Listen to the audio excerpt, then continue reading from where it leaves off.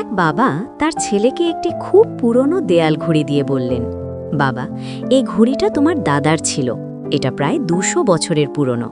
তবে এটা তোমাকে দেওয়ার আগে আমি চাই তুমি একবার পাশের ওই ঘড়ির দোকানে গিয়ে জেনে এসো তারা এটার দাম কত দেবে।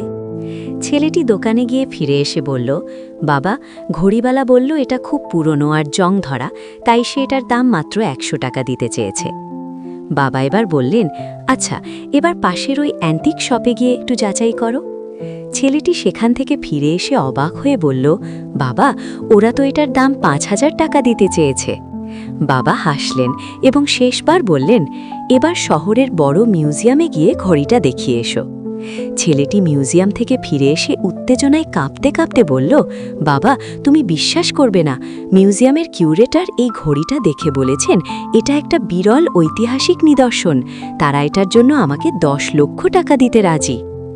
তখন বাবা শান্ত গলায় বললেন, আমি শুধু তোমাকে এটাই বোঝাতে চেয়েছিলাম যে ভুল জায়গায় থাকলে মানুষ কখনোই তোমার সঠিক মূল্য বুঝবে না।